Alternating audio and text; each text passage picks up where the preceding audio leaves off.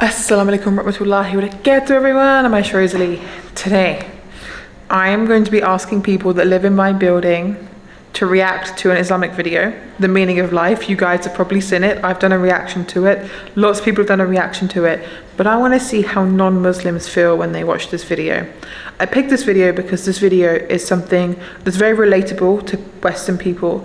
It's a video that really made me think a lot, and it's a video that I know is going to be impactful, inshallah.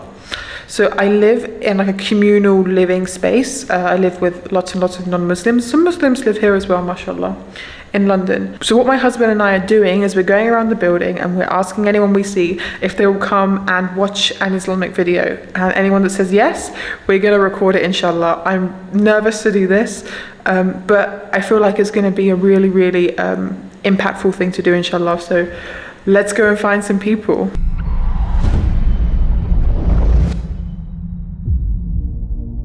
What are we doing here? And where are we gonna go? It's like we just woke up one morning and then it's welcome to the show. Don't ask any questions, just go with the flow. Make as much money as you can and try your best not to get broke. Copy everything you see on the TV, from the hairstyles to the clothes, and don't think too often, just do exactly as you're told. And if you ever get confused, then just turn towards the alcohol. You'll still hear your thoughts, then just turn up the radio as you learn to live a lifestyle of drugs, sex, and rock and roll.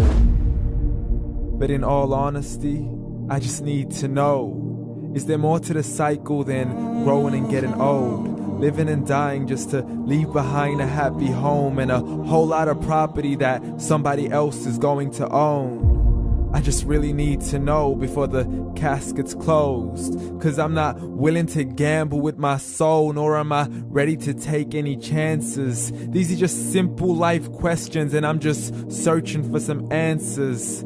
Like, what are we doing here? And what is our purpose? How did we get here, and who made us so perfect? And what happens once we go, or is this world all really worth it? Questions we don't answer because apparently we don't really have to. There's no purpose to this life and our existence is merely natural. Then in that case, please let me ask you, did you create yourself, or was it somebody else who had fashioned you? 'Cause you're a being that's impeccable, faultless and unparalleled. You're a product of supreme intelligence and I'm merely being rational. For there isn't a camera on this earth that can come close to the human eye, nor a computer that can compete alongside the human mind. And if the whole world was to come together, we wouldn't be able to create a single fly. So many signs, yet we still deny. As science tries to justify that all this could come from none, when it's a simple sum. 0 plus 0 plus 0 cannot possibly ever give you 1. So from where did all this order come? For everything has its origins, a maker, a creator of its own. I mean, the only reason you're watching this video is because somebody had to press upload. So we can believe in the Big Bang, but I'd rather believe in He who caused it to explode. Allah, the creator of everything along with every single soul. The ever-living, the master, the only one who is in control. Unlike his creation, beyond our imagination. And no, he's not a man, nor does he have any partners in association. He's on his own. And no, he did not ever leave us alone. Just like every manufacturer, he left us with an instruction manual. The Quran and Islam, and I'm sorry to jump to conclusions, but it's the only one possible. The only definition of God is the one and only supreme being. It's logical, a book with 0 contradictions, with miracles that are both scientific and historical, all revealed over 1400 years ago. like the detailed description of the human embryo. The descriptions of the human embryo in the Quran cannot be based on scientific knowledge in the 7th century. To the mountains as pegs holding firm the earth below, and the two seas that don't mix in a complete separate flow. To the planets in orbit, alternating night and day as they stay in flow. The expansion of the universe and the creation of everything from H2O. To the stories of the past and the preservation of Pharaoh. To identifying the lowest point in the land where Persia defeated Rome. The gushing fluid that created man in the glands between the ribs and the backbone. And not a word has changed, it's still the same. So please explain how all this was known over 1400 years ago. To a man who couldn't read or write as he would recite whatever the angels spoke. And if you still don't believe, please try to come up with something that's even close. But you can't, so we took God as a mockery and his messengers as a joke. Muhammad could not read or write. How somebody who can't read or write gonna start a religion? Dismissed his scriptures as legends and tales of the ancient folk as we live life according to our whims, desires, and hopes. Saying this life is the only home we will ever know. We will live then die then simply turn to bones. YOLO! Correction, after the grass dies, the rain arrives and it regrows, and Allah promises to do the same thing to your very soul and bring you back from your very fingertips to your toes. As the all-seeing supreme being watches us so close, and we are surely being tested in our wealth, our health, and our self, and everything that we've been blessed with. So believe, for we will surely be resurrected and be brought back to our Lord and account for every single deed as he hands us our books and orders us to read.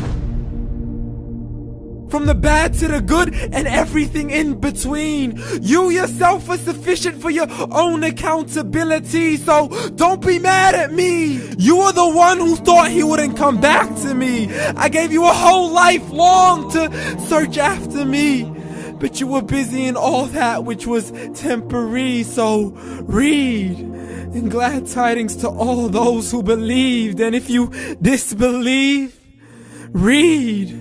And don't let that day be the first day you find out what your life really means. Read.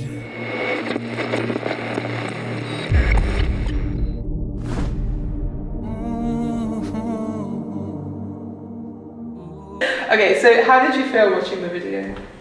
I mean, I can feel the passion of the person, and I can feel that he's making a point, it's making a big point, so I'm like, it's worth actually opening it now. So I really want to open it.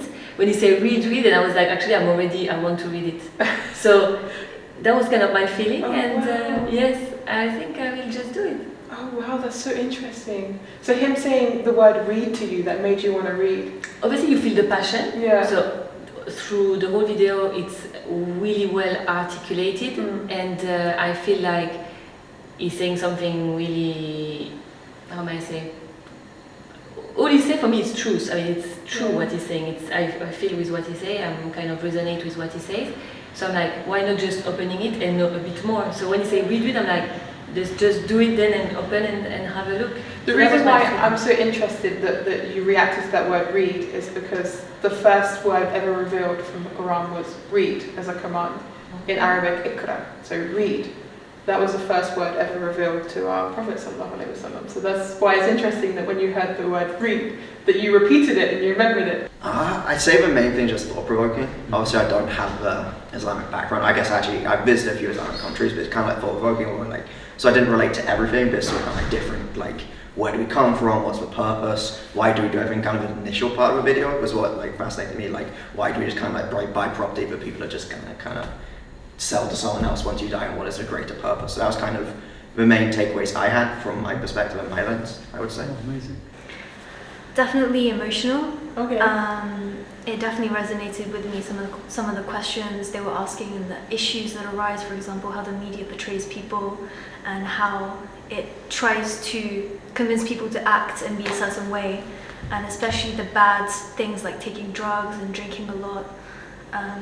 I don't understand why it's so easy for people to fall down that path, especially young people.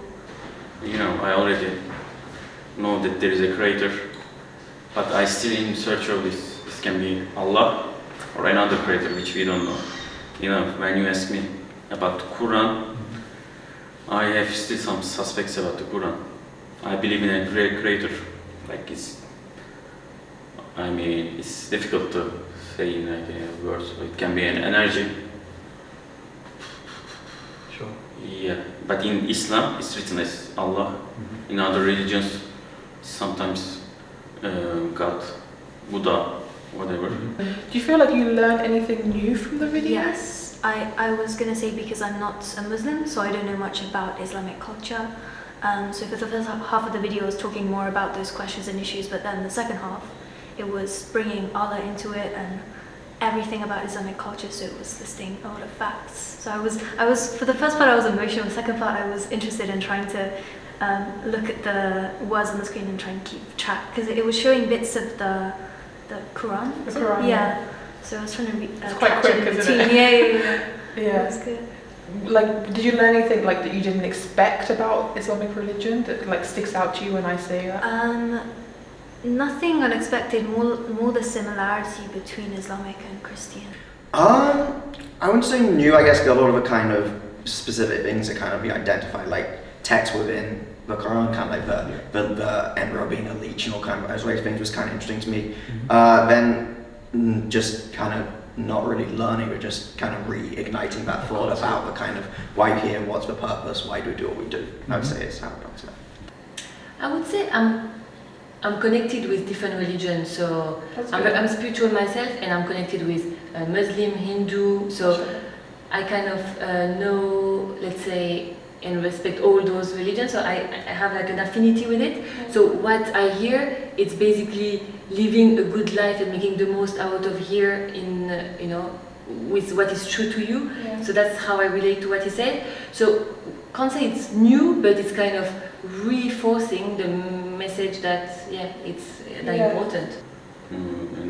You know my background, so I already knew this several times.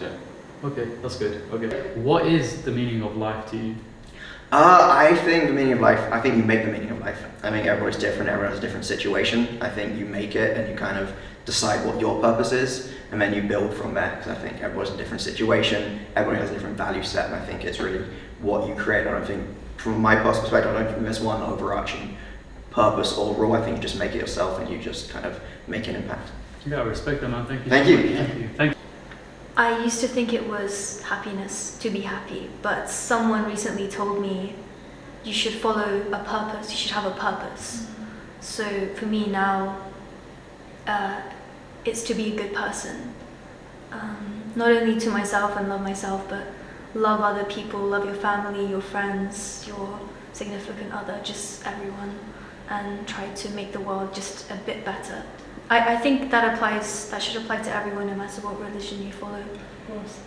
Meaning, for me, it's to really know myself deeply. So it's a big work on myself and self-development. So knowing who I truly are and loving. So loving everything that I do, everything that I share. That for me, love and knowing, I think knowledge and love for me, it's the two things that are very powerful in this life. Yeah. So that's my kind of, and then I also believe a lot into commitment and consistency. I'm someone that work that way and think that way. Yeah. So that's kind of my meaning of life, and always doing the best as you can in your circumstances. Yeah. Obviously doing the best is sometimes not the same as yesterday as today, because maybe today I'm a bit more tired, but always trying to do a bit more. Or hungry. or whatever, something didn't turn the way you wanted, but always making that effort, this little effort.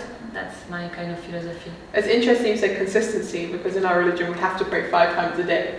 If you want consistency, praying 5 times a day is consistency. We have to do that every single day. I mean, I've been doing that for 2 years straight, 5 times a day. Alhamdulillah, I never miss a prayer. It's consistency. So to be honest, this has been quite a difficult day, but we definitely got some positive responses. We had one guy who was like a huge atheist who'd even written books about atheism, about how God doesn't exist. We wanted to get him to react to it, but he wouldn't watch it. So that was really difficult. We went through a lot today. It's been a lot of ups and downs, but this is the first time my husband and I have tried doing this, and I definitely want to do it again, inshallah. It's difficult, but it's rewarding. And as always, thank you for watching. Assalamu alaikum. Alhamdulillah.